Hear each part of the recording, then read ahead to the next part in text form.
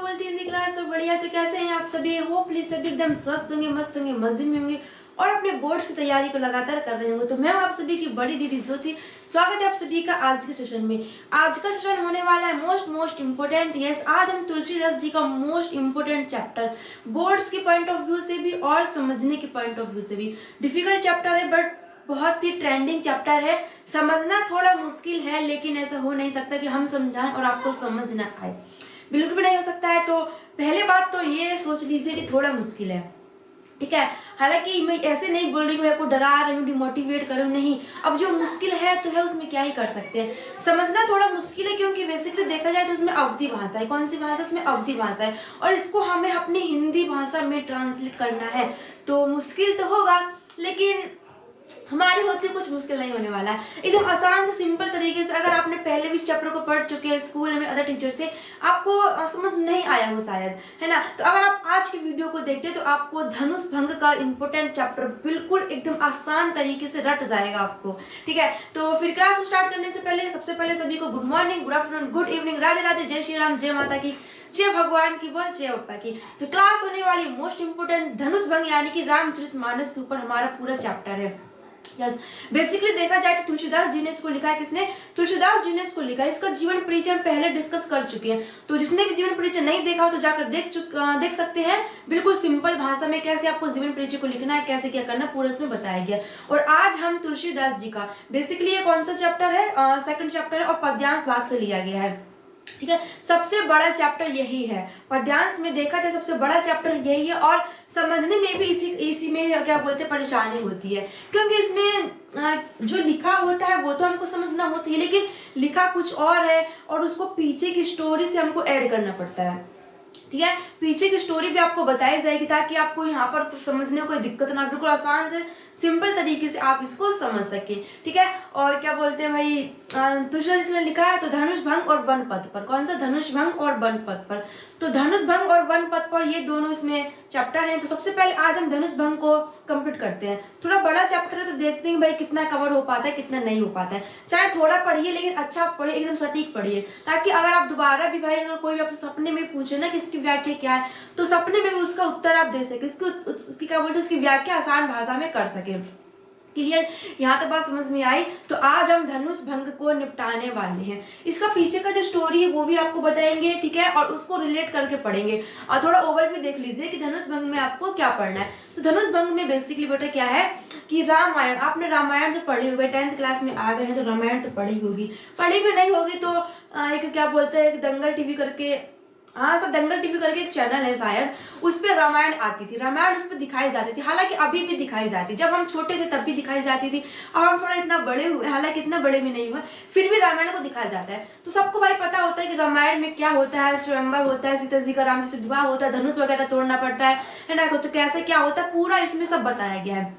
तो यही पूरी रामायण आपको आती है तो पूरी रामायण, ये बस आपको ध्यान रखना है किस लाइन में कौन सा बात बोलना, तुलसीदास जी किस लाइन में कौन सी बात बोलना चाह रहे हैं, ठीक है। तो समझ में आई बात? तो आज चलिए फिर रामायण को स्टार्ट करते हैं। सबसे पहले स्टार्ट करने से पहले बोलिए भाई, राम जी का पाठ पढ़ने जा रहे हैं तो श्री राम भगवान की जय और रामचरितमानस की भी जय। ओके, तो चलिए फिर स्टार्ट करते हैं। टाइम को देखते हो, बड़ा चैप्टर है और लेंथी भी चैप्टर, समझने में भी थोड़ा टाइम लगेगा इसको क्योंकि पीछे का स्टोरी ऐड करके इसमें पढ़ना पड़ेगा। तो बेझिझक रहिए, एकदम समझ में आएगा, अच्छे से दिमाग में घुस जाएगा। डिमोटिवेट मत होइएगा। स्टार्टिंग मैंने आपको कहा था कि थोड़ा डिफिकल्ट चैप्टर है, तो बेटा डिफिकल्ट चैप्टर इसलिए समझना जरूरी है।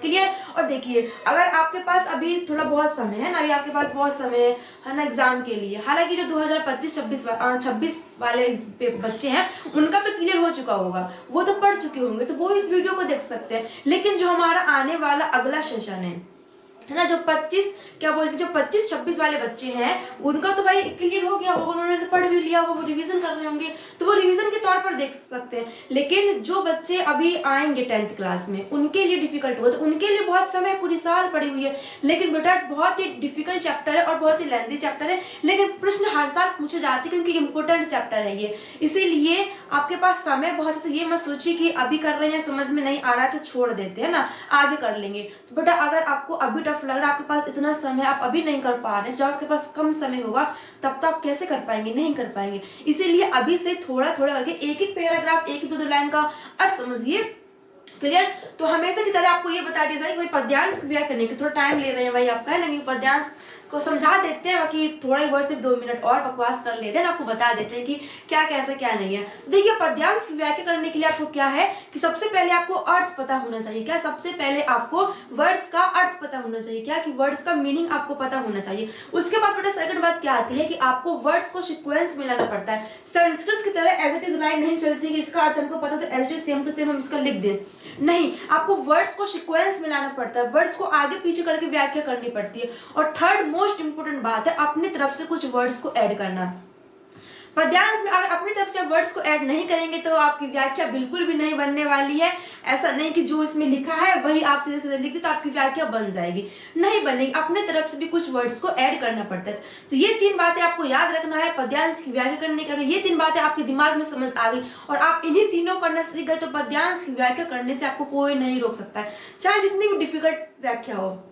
ठीक है, चलिए चलते हैं अपनी टॉपिक की और ज्यादा टाइम वेस्ट हो चुका है ना।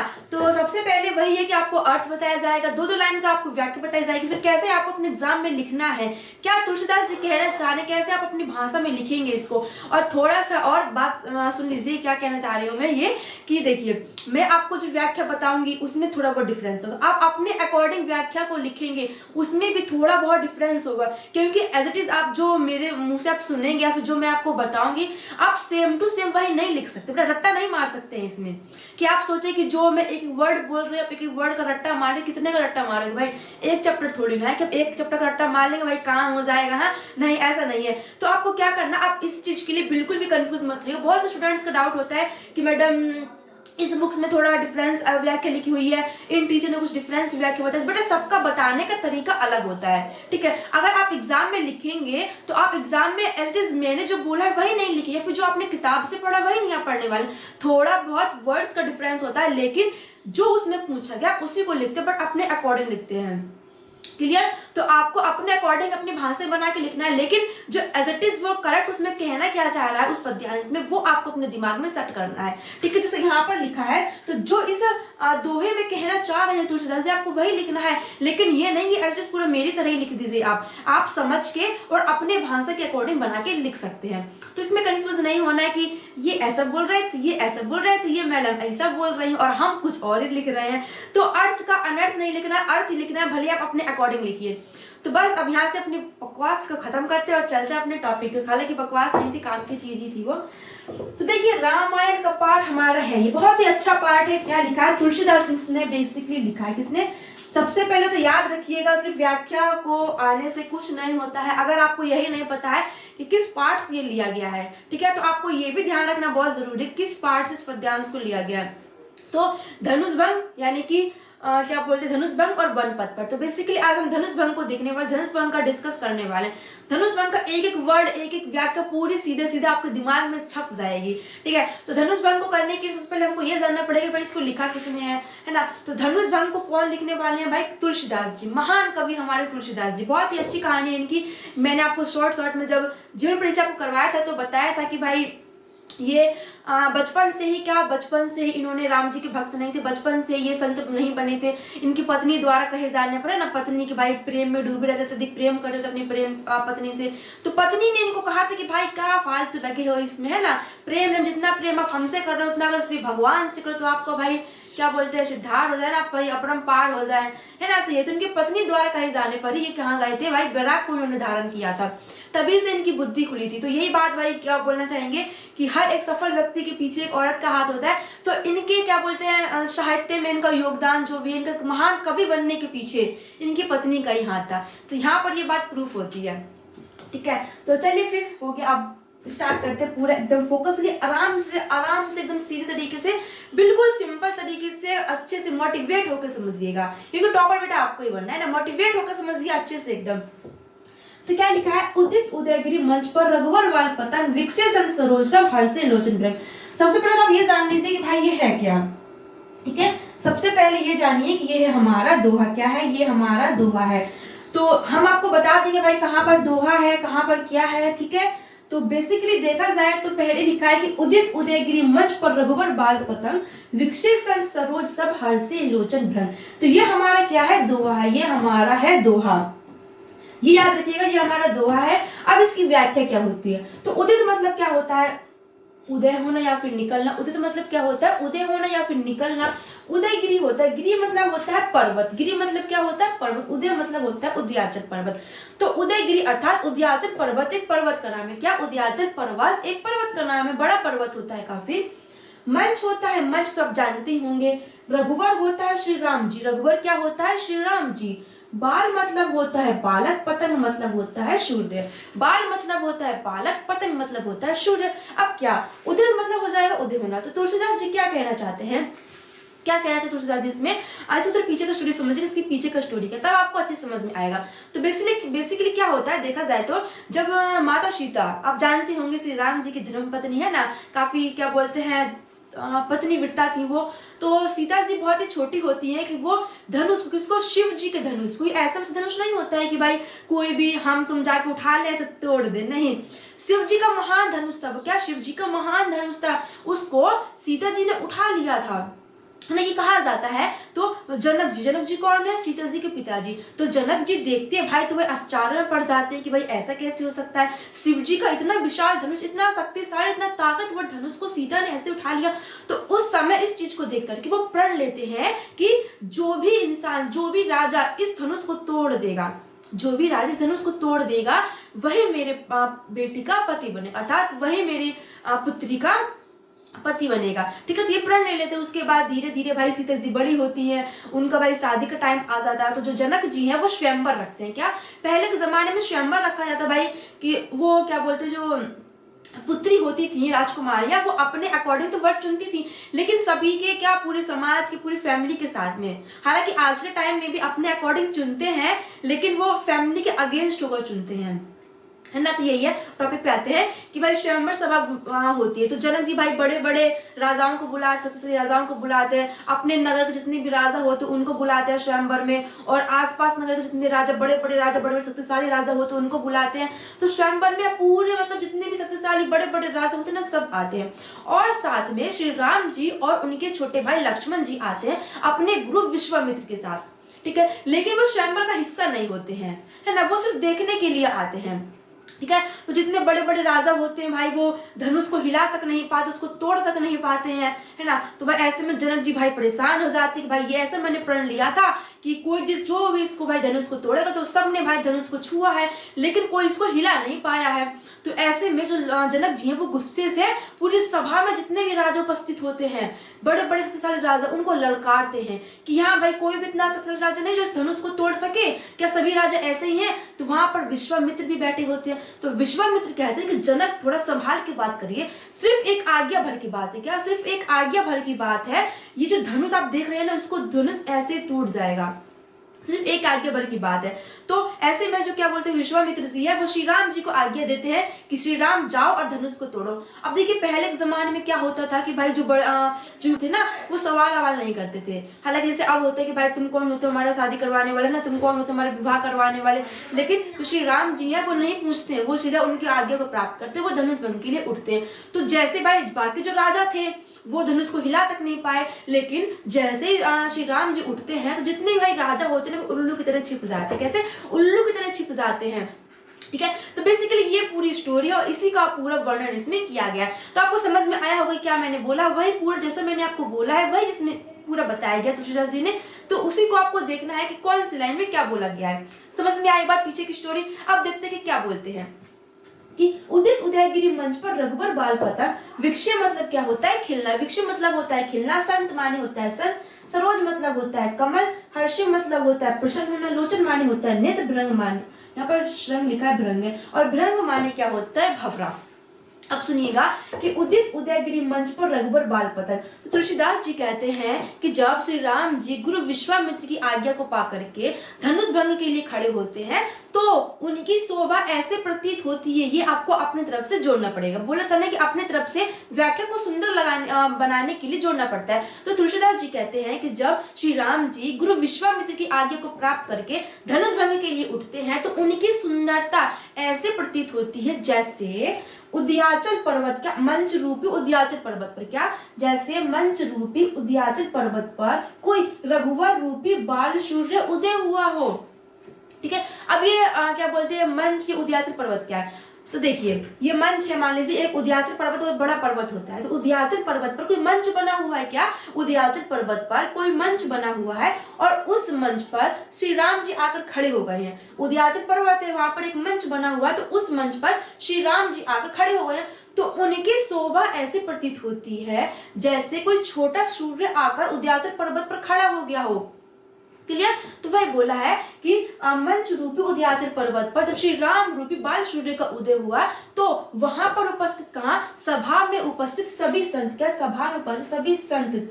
अब संत को क्या बताया, कमल रूपी, क्या संत रूपी कमल। संत को कैसे बताया, कमल के तुलना की गई है। तो वहां पर उपस्थित संत रूपी कमल खिल जाते हैं, अर्थात सभी प्रसन्न हो जाते हैं। और नेत्र रूपी भवरे, कैसे नेत्र रूपी जो भवरे हैं वो प्रसन्न हो जाते हैं, अर्थात सभा में उपस्थित सभी जन हर्ष से खुश हो जाते हैं, प्रसन्नता से भर जाते हैं। तो क्या लिखा है, तुलसीदास जी क्या कहते हैं, दोबारा देखिए, तुलसीदास जी कहते हैं कि जब, क्या लिखा है, तुलसीदास जी कहते हैं कि जब श्री राम जी गुरु विश्वामित्र की आज्ञा को प्राप्त करके धनुष भंग के लिए बढ़ते हैं तो उनकी सुंदरता ऐसे प्रतीत होती है कि मानो मंच रूपी उदयाचल पर्वत पर कोई बाल, क्या कोई श्री राम रूपी बाल सूर्य का उदय हुआ हो और उनके उदय होने पर संत रूपी कमल जो पुष्प वो खिल उठे हों और उनके नेत्र रूपी भंवरे प्रसन्न हो चुके हों, अर्थात सभा में बैठे सभी जन प्रसन्नता से भर जाते हैं। क्लियर, आज समझ में आई। अब देखिए जब सूर्य उदय होता है, सूर्य जब खिलता है तो जो कमल है भाई वो खिल जाता है ना, सूर्य की किरणों से पड़ते कमल खिल जाता है। वैसे ही श्री राम जब खड़े हो रहे हैं ना तो उन्हीं को कमल के रूप में बताया गया। तो श्री राम खड़े हो रहे हैं तो जितने वहां पर संत होते हैं ना वो खिल जाते हैं कमल की भांति। ठीक है, दोबारा समझ लीजिए आराम से कैसे क्या लिखा, पीछे की स्टोरी जानना बिल्कुल जरूरी है एकदम। क्या कहते हैं, देखिए कैसे लिखना आपको कि तुलसीदास जी कहते हैं कि जब श्री राम जी गुरु विश्वामित्र की आज्ञा को प्राप्त करके भाई धनुष भंग के लिए बढ़ते हैं तो उनकी शोभा ऐसे प्रतीत होती है जैसे मंच रूपी उदयाचल पर्वत पर कोई श्री राम रूपी बाल सूर्य का उदय हुआ और उनके उदित होने पर क्या, और उनके उदित होने पर ऐसा लगता है जैसे संत रूपी कमल खिल उठे हों और नेत्र रूपी भंवरे प्रसन्न हो चुके, अर्थात सभा में बैठे, क्या कहना चाहते हैं तुलसीदास जी की, सभा में बैठे सभी संत और जन प्रसन्न हो जाते हैं। ठीक, ये पूरी यहाँ की व्याख्या है इसकी, ये बेसिकली बड़ा दोहा है, इसको याद रखिएगा। अब देखिए इसने व्याख्या भी लिखी हुई है, क्या लिखा है कि श्री तुलसीदास जी कहते हैं कि उदयाचल पर्वत के समान बने हुए, क्या उदयाचल पर्वत के समान बने हुए विशाल मंच पर श्री रामचंद्र जी के रूप में बाल सूर्य उदित होते सभी संत रूपी कमल खिल उठे और नेत्र रूपी भंवरे हर्षित होते। आशय यह है कि श्री राम के मंच पर चढ़ते ही सभा में उपस्थित सभी सज्जन पुरुष अत्यधिक प्रसन्न हो गए। क्लियर बात समझ में आया, कोई डिफिकल्ट, बिल्कुल डिफिकल्ट नहीं, बोला था ना कि समझने में डिफिकल्ट है, लेकिन ऐसा नहीं हो सकता भाई हम समझाएं और आपको समझ नहीं आए। अब बढ़ते हैं अपने आगे पैराग्राफ की तरफ। तो बेटा ऊपर जो था उदित उदयगिरी वाला वो क्या था, हमारा दोहा था, और बाकी ये जो लिखा हुआ है वो क्या है, चौपाई है। वो दोहा था, ये चौपाई है। तो अब देखते हैं कि भाई अब क्या है, पहले अर्थ समझते उसके बाद पूरी की व्याख्या समझते हैं।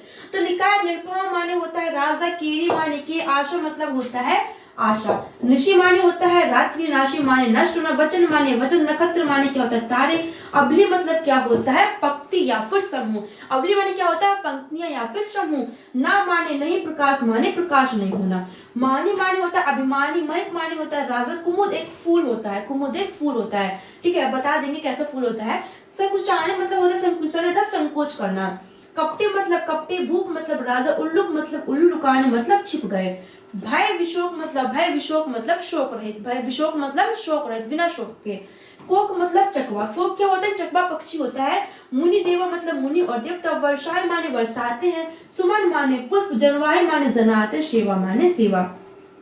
गुरु माने गुरु, पद माने पैरों की, बंदी माने वंदना करते हैं, सहित माने साथ, अनुरागा माने प्रेम, राम मतलब राम, मुनि माने मुनि, सन माने से, आयुष माने आज्ञा, मांगा माने मांगते हैं। तो अर्थ समझ में आया क्या है इसका अर्थ। अब देखिए अब इसमें क्या बताया गया है कि निर्पहा केरी आशा निशिनासी, बचन नखत अबली न प्रकाशी। कि निर्पहा केरी की राजाओं की, क्या राजा की आशा रूपी रात्रि का नाश हो गया, राजाओं की आशा रूपी रात्रि का नाश हो गया और उनके बचन रूपी तारों का समूह चमकना बंद हो गया। क्या बोला है कि राजाओं की आशा रूपी रात्रि का नाश हो गया और उनके वचन रूपी तारों का समूह चमकना बंद हो गया। अब आशा रूपी रात्रि का मतलब क्या है कि जितने भी राजा थे भाई वो चाहते थे कि उनका सीता जी से विवाह हो। क्या जितने भी सभा में राजा थे उनकी मनोकामना थी कि सीता जी से उनका विवाह हो, लेकिन जैसे भाई श्री राम जी उठते हैं तो इनकी ये मनोकामना नष्ट हो जाती है और वचन रूपी तारों का समूह चमकना बंद हो जाता है। अर्थात वे भाई बोल रहे होते हैं कि हम भाई इतने शक्तिशाली हम ऐसा कर लेंगे, हम वैसा कर लेंगे, लेकिन जैसे श्री राम जी उठते हैं तो वो जो ऐसे बड़े बड़े बोल रहे थे कि हम इतने बड़े शक्तिशाली, हम धनुष को ऐसे तोड़ देंगे, तो उनका वो क्या हो जाते हैं, वो मौन हो जाते हैं, वो फिर कुछ बोल नहीं पाते श्री राम जी के उठने पर। ठीक है, तो भाई बोला है कि तुलसीदास जी कहते हैं कि जैसे ही श्री राम जी धनुष भंग के लिए गुरु विश्वामित्र की आज्ञा पाकर उठते हैं तो तो राजा की आशा रूपी रात्रि का नाश हो जाता है, अर्थात उनको सीता को प्राप्त करने की जो इच्छा थी वो नष्ट हो जाती है। उनकी वचन रूपी तारों का समूह क्या उनके वचन रूपी तारों का समूह चमकना बंद हो जाता है, अर्थात वे सभी मौन हो जाते हैं। क्लियर? माने मैं कुमुद कुचाने, और जो अभिमानी राजा होते हैं वो कुमुद पुष्प की तरह संकुचाने लग जाते हैं, कुमुद पुष्प की तरह संकोच में पड़ जाते हैं। कुमुद पुष्प क्या होता है? देखिए एक भाई कमल का फूल होता है, कौन सा? एक कमल, ड्राइंग अच्छी नहीं है ना, तो एक बेटा कमल का फूल होता है जो क्या होता है कि जब सूर्य की किरणें पड़ती हैं, क्या जब सूर्य की किरणें पड़ती है तो वो खिल जाता है, लेकिन वही एक कुमुद का पुष्प होता है, क्या वही एक कुमुद का पुष्प होता है कि जब इस पर सूर्य किरणें पड़ती है तो ये छिप जाता है, अर्थात ये सिमट जाता है। क्लियर? कि कमल का पुष्प होता है जिसमें सूर्य किरणें पड़ती तो वो खिल जाता है, वही एक कुमुद का पुष्प होता है कि सूर्य किरणें पड़ने पर बस सिमट जाता है ना, संकुचाने में संकुचाने लग जाता है, तो वही कुमुद का पुष्प बोला है। तो क्या बोला है कि जो मानी अभिमानी अर्थात जो अभिमानी राजा है वो कुमुद पुष्प के संकुचाने लग जाते हैं और जो कपटी राजा है वो उल्लू की तरह छिप जाते हैं। ठीक, और भाई विश्वकोक मुनि देवा, और जो चकवे रूपी क्या चकवे रूपी जो मुनि और देवता है वो शोक रहित हो जाते हैं। क्या चकवे रूपी मुनि और देवता शोक रहित हो जाते हैं। अब यहाँ पर मुनि और देवताओं को चकवा बताया गया है। क्या मुनि और देवता थे भाई वो शोक में डूबे रहते हैं, तो शोक में कैसे डूबते हैं कि एक चकवा चकवी होते हैं। क्या चकवा चकवी होते हैं? बेसिकली देखा जाए तो एक जोड़ा होता है, पति पत्नी का जोड़ा होता है। तो जब ये दिन में होता है तो दिन में भाई चकवा चकवी एक दूसरे से बहुत प्रेम करते हैं ना, बहुत ही ज्यादा अधिक प्रेम करते हैं, लेकिन किसी कारणवश रात्रि में ये दोनों अलग हो जाते हैं। तो जो चकवा होता है ना वो चकवी के लिए रोता रहता है, शोक में डूबा रहता है। तो इसी चकवे के समान मुनि और देवता को बताया गया। अब जो चकवा था वो किस लिए शोक में डूबा था, ध्यान समझिएगा। जो चकवा था वो किस लिए शोक में डूबा था? चकवी से बिछड़ने के दुख में। ठीक, लेकिन यहाँ मुनि और देवता थोड़ा ना चकवी से बिछड़ने के दुख में शोक में डूबे होंगे, नहीं, मुनि और देवता इसलिए शोक में डूबे हुए थे क्योंकि उनको ये डर लग रहा था कहीं सभा में उपस्थित कोई अन्य राजा इस धनुष को ना तोड़ दे और श्री राम जी का विवाह फिर सीता जी से नहीं होगा, इसलिए वो शोक में डूबे होते। लेकिन जैसे ही श्री राम जी खड़े होते हैं किसको, धनुष को तोड़ने के लिए, तो उनका जो शोक होता है ना वो दूर हो जाता है। समझ में आई बात? तो यहाँ पर क्या बोलते हैं, मुनि और देवताओं को चकवा क्यों बोला गया है? तो यही बोला गया है। और तुलसीदास जी कहते हैं कि चकवे रूपी मुनि और देवता भी विशोक अर्थात शोक रहित हो जाते हैं, और वे क्या बोलते हैं, जो मुनि और देवता है वो श्री राम जी के ऊपर वर्षा को फूलों की वर्षा करके अपनी सेवा को प्रकट करते हैं। दोबारा समझिए कि चकवे रूपी मुनि और देवता शोक रहित हो जाते हैं और वे श्री राम जी के ऊपर फूलों की वर्षा करके अपनी सेवा को प्रकट करते हैं। उसके बाद जो श्री राम जी हैं वो गुरु के पैरों की वंदना प्रेम सहित करते हैं। क्या? गुरु के पैरों की वंदना प्रेम सहित करते हैं और आगे बढ़ते हुए राम जी सभी मुनियों से आज्ञा मांगते हैं। समझ में आई बात? ये है। अब आगे देखिए कि आगे क्या लिखा है। आगे लिखा है सहजे चले सकल जग स्वामी। सहजे चले मतलब क्या होता है? स्वाभाविक चाल से। सहजे में क्या होता है? अपनी स्वाभाविक चाल से। सकल मतलब होता है संपूर्ण, जग माने होता है पूरा जग, स्वामी मतलब स्वामी कि संपूर्ण जग के स्वामी अर्थात श्री राम जी। मत मतलब होता है मतवाला, मंजू मतलब होता है सुंदर, वर मतलब होता है श्रेष्ठ, कुंजन मतलब होता है हाथी, गामी माने होता है चाल, चलत माने होता है चलत, राम सब पूर्ण माने होता है नगर, नर नारी मतलब नगर के सब नर नारी, पुलकपुरी मतलब क्या होता है? रोमांच से भर जाना। पुलकपुरी क्या होता है? रोमांच से भर जाना अर्थात प्रसन्नता से भर जाना। क्लियर? तन भाई सुखारी, भाई सुखारी मतलब सुख का आनंद प्राप्त करना ना, सुखी प्राप्त होना, सुख प्राप्त होना। बंदी माने वंदना करते हैं, पितर माने पूर्वज, सुर माने देवता, सुकृत माने अच्छे कर्म, संभारे माने याद करके, जो कछु पुण्य प्रभाव या फिर जो कुछ हमारे कर्मों का प्रभाव है ना, प्रभाव मतलब प्रभाव, तो शिव धनु मतलब शिव के धनुष को, मृणाल की नाई मतलब कमल की डंडी। मृणाल की नाई क्या होता है, कमल की डंडी बहुत ही नाजुक सी होती है, उसको ऐसे ही तोड़ दिया जाता है, ठीक है। तोड़ो मतलब तोड़ दे, रामू माने राम, गणेश कुशाई मतलब गणेश जी। अब क्या दिया, सहजे चले सकल जग स्वामी, मंत्र मंजूरवर कुंजर गामी। तो तुलसीदास जी क्या कहते हैं कि जिस प्रकार, क्या कहते हैं, जिस प्रकार एक मतवाला सुंदर श्रेष्ठ हाथी अपनी चाल से चलता है, क्या बोला है तुलसीदास जी ने कि जिस प्रकार एक मतवाला सुंदर श्रेष्ठ हाथी अपनी चाल से चलता है, ठीक उसी प्रकार से संपूर्ण जग के स्वामी अर्थात श्री राम जी अपने स्वाभाविक चाल से धनुष भंग करने की ओर बढ़े। क्या कि जब भाई श्री राम जी धनुष भंग करने की ओर बढ़ते हैं तो ऐसा लगता है कोई मतवाला सुंदर श्रेष्ठ हाथी चलता हुआ आ रहा हो, ठीक है। तो यही बोला गया है, तुलसीदास जी कहते हैं कि जिस प्रकार एक मतवाला सुंदर और श्रेष्ठ हाथी अपनी चाल से चलता है, ठीक उसी प्रकार से संपूर्ण जग के स्वामी अर्थात श्री राम जी अपने स्वाभाविक चाल से चले। और जब वह चलते हुए आते हैं धनुष भंग की ओर, तब जब वह चलते हुए आते हैं धनुष भंग की ओर, तो सभा में उपस्थित सभी नर नारी, क्या नगर की उपस्थित सभी नर नारी रोमांच से भर जाते, क्या उनका जो शरीर है पुलक पूरी तन, उनका जो शरीर है वो रोमांच से भर जाता है और उनको अत्यंत सुख का आनंद प्राप्त होता है। क्लियर।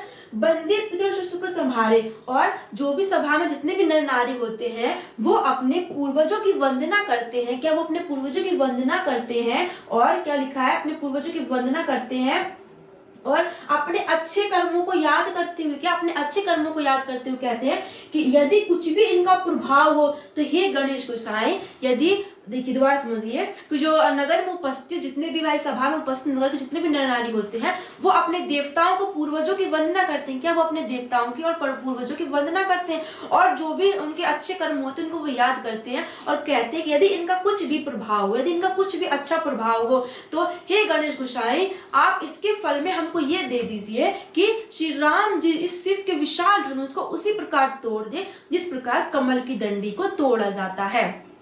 क्लियर। दोबारा सुनिए कि सभा में उपस्थित सभी नर नारी बोलते हैं क्या बोलते हैं, अपने पूर्वजों की और देवताओं की वंदना करते हुए अपने अच्छे कर्मों को याद करते हुए कहते हैं कि हे गणेश गोसाई यदि हमारे कुछ भी कर्मों के अच्छे प्रभाव हैं तो श्री राम जी इस धनुष को उसी प्रकार तोड़ दे जिस प्रकार कमल की डंडी को तोड़ा जाता है। क्लियर। ये पूरी व्याख्या पर खत्म होती, सिंपल है, कुछ डिफिकल्ट नहीं है, ठीक है। समझ में आई बात। तो ये बेटा चौपाई दोबारा समझ लीजिए, कैसे आप दोबारा समझाने की जरूरत है, दोबारा सुन लीजिए। तो कैसे लिखना है भाई आपको, दोबारा समझिए कि तुलसीदास जी कहते हैं, क्या तुलसीदास जी कहते हैं कि जब श्री राम जी गुरु विश्वामित्र की आज्ञा को प्राप्त करके धनुष भंग करने के लिए उठते हैं तो राजाओं की आशा रूपी रात्रि का नाश हो जाता है, राजाओं की आशा रूपी रात्रि का नष्ट हो जाता है, अर्थात उनको सीता को प्राप्त करने की जो मनोकामना है वो नष्ट हो जाती है और उनके वचन रूपी तारों का समूह चमकना बंद हो जाता है, अर्थात वे सभी मौन हो जाते हैं। अभिमानी राजा कुमुद पुष्प की तरह संकुचाने लग जाते, अर्थात संकोच में पड़ जाते हैं और कपटी राजा उल्लू की तरह छिप जाते हैं। चकवे रूपी मुनि और देवता, चकवे रूपी मुनि और देवता शोक रहित हो जाते हैं और श्री राम जी के ऊपर फूलों की वर्षा करके अपनी सेवा को प्रकट करते हैं। श्री राम जी गुरु के पैरों की प्रेम सहित वंदना करते हैं और आगे बढ़ते हुए सभी मुनियों से आज्ञा मांगते हैं। उसके बाद तुलसीदास जी कहते हैं कि जिस प्रकार मतवाला सुंदर श्रेष्ठ हाथी अपनी स्वाभाविक चाल से चलता है ठीक उसी प्रकार से संपूर्ण जग के स्वामी अर्थात श्री राम जी धनुष भंग के लिए अपने स्वाभाविक चाल से बढ़े और जब वह धनुष भंग की ओर चलते हुए आते हैं तो वहां पर उपस्थित क्या नगर के उपस्थित सभी नर नारी का जो शरीर है उनको जो तन है वो रोमांच से भर जाता अर्थात वे प्रसन्न हो जाते हैं और उन्हें अत्यंत सुख का आनंद प्राप्त होता है। क्लियर। सभा में उपस्थित सभी नर नारी अपने पूर्वजों की और देवताओं की वंदना करते हुए अपने अच्छे कर्मों को याद करते हैं और कहते हैं कि हे गणेश गोसाई अगर हमारे इन कर्मों का कुछ भी अच्छा प्रभाव हो तो आप क्या करिए कि जो श्री राम जी हैं वो इस धनुष को ठीक उसी प्रकार तोड़ दे जिस प्रकार क्या बोलते हैं कमल की डंडी को तोड़ा जाता है। मृणाल की नाई मतलब कमल की डंडी। तो कमल अभी मैंने बनाया था कि कमल की डंडी बेटा क्या होती है, मान लीजिए कमल है और ये कमल की डंडी है तो इसको बोलते हैं मृणाल की नाई अर्थात कमल की डंडी। बहुत ही नाजुक सी होती है, इसको ऐसे तोड़ दिया जाता है। समझ में आई बात। तो इस तरीके से आपको लिखना है।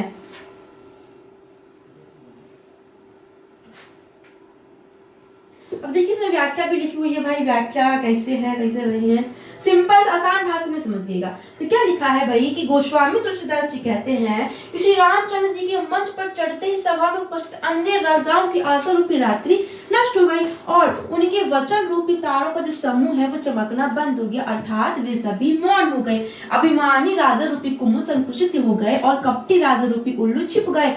मुनि और देवता रूपी चकवे शोक रहित अर्थात प्रसन्न हो गए। वे फूलों की वर्षा करके अपनी सेवा अनुग्रह प्रकट करने लगे। इसके पश्चात श्री रामचंद्र जी ने अत्यधिक स्नेह के साथ अपने गुरु विश्वामित्र के चरणों की वंदना करने के बाद वहां उपस्थित अन्य मुनियों से भी आज्ञा मांगी। पुनः गोस्वामी तुलसीदास जी कहते हैं कि समस्त चराचर जगत के स्वामी अर्थात श्री रामचंद्र जी सुंदर मत वाले और श्रेष्ठ हाथी की चाल से चले, जो कि उनकी स्वाभाविक चाल थी। श्री रामचंद्र जी के चलते सभा में उपस्थित नगर के सभी स्त्री और पुरुष प्रसन्न हो गए और उनके शरीर रोमांच से पुलकित हो गए। समस्त स्त्री पुरुषों ने अपने पूर्वजों की वंदना की और अपने पुण्य कर्मों का स्मरण करते हुए कहा कि हे गणेश जी, यदि हमारे किए हुए पुण्य कर्मों का कुछ भी फल मिलता हो तो श्री रामचंद्र जी शिव जी इस प्रचंड धनुष को कमल के नार के समान ही तोड़ डाले। आप यह है कि आशा यह है कि सभा में उपस्थित कुटिल और अभिमानी राजाओं के अधर सभा व्यक्ति यह चाहते थे कि श्री राम इस धनुष को तोड़ दे। क्लियर? तो ये हमारे यहाँ पर इसकी व्याख्या खत्म होती है। बढ़ते हैं अपने आगे क्या लिखा है। अब देखिए आगे फिर से आ चुका है हमारा दोहा। क्या आ चुका है हमारा दोहा। तो ये भी बेटा दोहा है, ये अच्छे से याद रखिए कौन सा दोहा है कौन सी चौपाई, पूछ सकते हैं एग्जाम में। तो ये भी हमारा बेसिकली दोहा है, हंसते हुए पढ़ाएंगे भाई एकदम बढ़िया से जोश के साथ, ठीक है, थकने वाले नहीं है ना। तो ये हमारा दोहा है। तो बेसिकली इसका पीछे का स्टोरी थोड़ा जान लीजिए। क्या लिखा है कि रामय प्रेम समेत लखी। रामय मतलब राम को, प्रेम मतलब प्रेम या फिर स्नेह, समेत मतलब साथ, लखी मतलब देखकर, सखी न माने सखी को, समीप मतलब पास, बुलाए माने बुलाती हैं, सीता मातु मतलब सीता जी की माता, स्नेह बस मतलब स्नेह के साथ, बचन मतलब बोली के मतलब कहकर, बिलखाई मतलब रोकर या फिर बिलाप कर।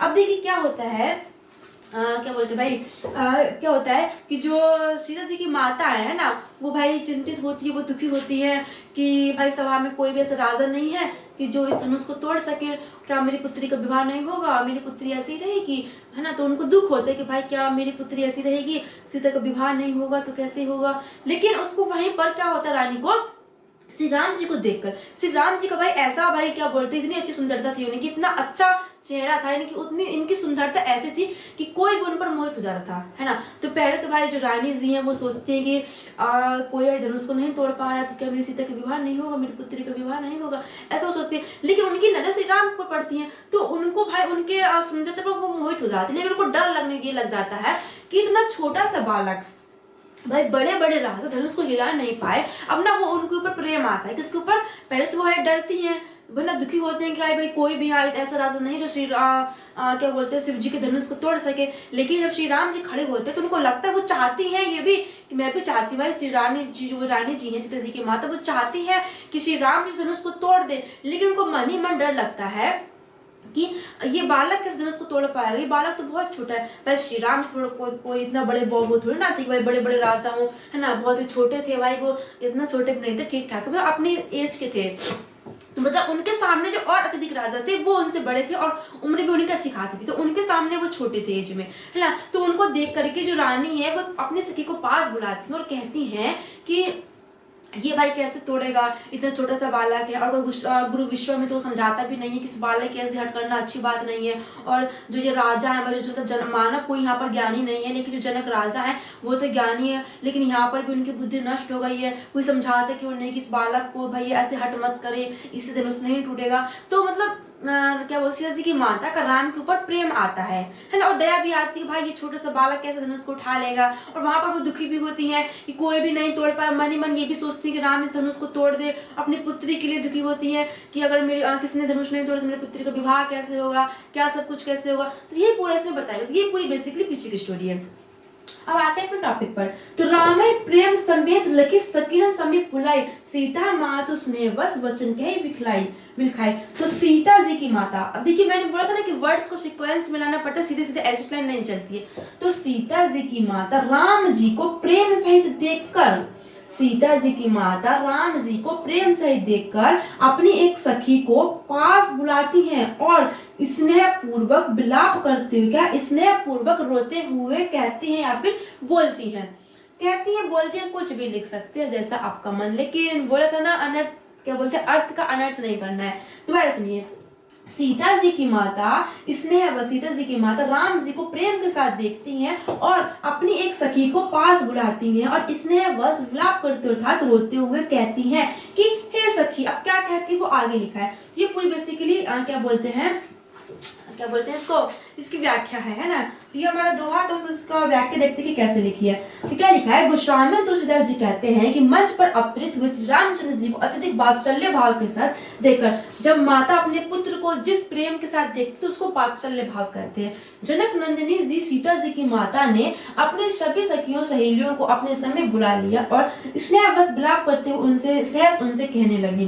क्लियर समझ में आई बात। अब क्या लिखा, तो ये है हमारा चौपाई। क्या है, ये हमारी है चौपाई। तो क्या कहती है वो सखी से, रानी जी को चिंता होती है कि कोई इस धनुष को तोड़ नहीं पा रहा है तो मेरे पुत्री का विवाह कैसे होगा, और वहां पर उनको राम जी पर भी अत्यधिक प्रेम आता है। उनके लिए भी उनको दुख होता है कि ये इतना छोटा सा बालक, इतना सुंदर, इतना पतला शरीर है ना, कोमल सा शरीर है, ये इस धनुष को श्री शिव जी के इस महान धनुष को कैसे तोड़ लेगा। और गुरु विश्वामित्र भाई इसको समझा नहीं रहे हैं, वो भाई आज्ञा दे दी कि जाओ तुम धनुष को तोड़ो, वो भी कुछ नहीं समझा रहे हैं। तो ये पूरा यहाँ पर वो कहती है। तो क्या कहती है, सखी बोलती है कि हे सखी, सब माने सब, कौतुक माने होता तमाशा, देख निहारे माने देखने वाले, ज्यो माने जो, कहावत माने कहलाते हैं, हितो माने हितेशी, हमारे माने हमारे। कहती है कि हे सखी, जो भी यहाँ हमारे हितेशी कहलाते हैं, क्या बोलती है रानी की, हे सखी जो भी हमारे हितेशी कहलाते हैं वह सभी तमाशा देखने वाले हैं। को ना बुझाई, को ना मतलब कोई भी, बुझाई माने समझाता है, कह कही माने कह के, गुरु पाही माने गुरु विश्वामित्र, ए बालक माने ए बालक, अस्य माने ऐसा, हट माने जिद, भली नहीं अच्छी नहीं है, रावण बाण छुआ नहीं चापा। रावण मतलब होता है रावण, आप जानते होंगे, रावण रावण रावण में गाना आया था ना एक वो वाला। रावण मतलब होता है रावण, बाण मतलब होता है बाणासुर। तो जो बाणासुर है उसको रावण और क्या बोलते हैं राक्षस और राजद्रोही बोल सकते हैं। नहीं, चापा मतलब होता है धनुष। चाप मतलब क्या होता है, धनुष। हारे सकल मतलब हार गए, सकल माने सारे, भूप माने राजा, करी माने करके, दापा माने घमंड, शो धनु माने सो इस धनुष को, राजकुंवर माने श्री राम जी के, कर माने हाथ में, देही माने देना, बाल मराली मतलब मराल क्या होता है, हंस का बच्चा। बाल मतलब क्या होता है, बच्चा, और मराल मतलब क्या होता है, हंस का। मंदिर मतलब होता है एक बहुत ही बड़ा पर्वत होता है, लेही माने लेना। अब क्या कहती है कि सखी सब कौतुक देख निहारे, जीव कहावत ही तू हमारी, कोई न बुझाई कहीं कर पाही, ए बालक ऐसी हट बल नाही, रावण बाण छुआ नहीं चापा, सारे सकल भूप करी दापा, शो धनु राजकुमार कर देही, बाल मराल की अंदर लेही। कितना चिल्लाने लिखी है। तो भाई एक सखी जो है क्या बोलती है, जो रानी जी है, अपने सखी को पास बुलाकर कहती है कि हे सखी, जो भी हमारे हितैषी कहलाते हैं वह सभी हमारे तमाशा देखने वाले हैं।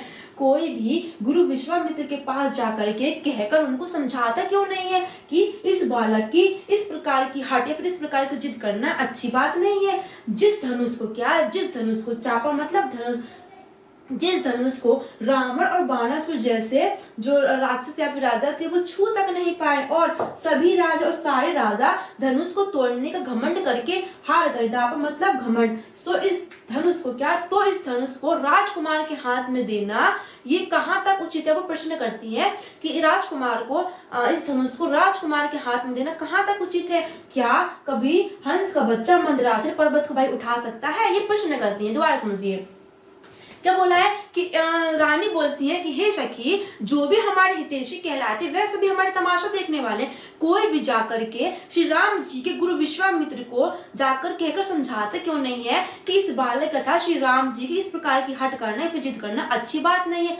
जिस धनुष को रावण और बाणासुर छू तक नहीं सके और सभी राजा धनुष को तोड़ने घमंड करके हार गए, उस धनुष को, उस महान शिव जी के धनुष को इस कोमल शरीर वाले बालक के हाथ में देना कहाँ तक उचित है।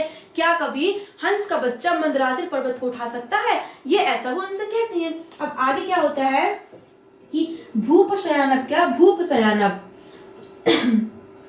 भूप मतलब होता है राजा, शयानप माने होता है बुद्धि। भूप मतलब राजा, शयानप माने बुद्धि। सकल माने संपूर्ण, श्रानी माने नष्ट होना। सखी माने सखी, विधि माने विधाते, गति माने चाल, कछु जाती न जाने मतलब कछु जाने नहीं जाती है। बोली चतुर माने चतुर सखी, मृदु माने कोमल वाणी से, तेजवंत माने तेजवंत, लघु माने छोटा, गण्य माने गिनना, ना रानी माने रानी। कहाँ मतलब कहाँ कुंभज मतलब क्या होता है बेटा? घड़े से जन्मे हुए ऋषि अगस्त।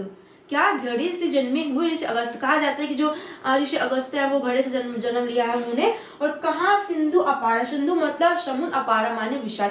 कहाँ? घड़े से जन्मे हुए ऋषि अगस्त और कहाँ? अपार समुद्र। शोषो माने शोक्रिया, सूर्यशु माने यश, संकल संसार मतलब पूरा संसार।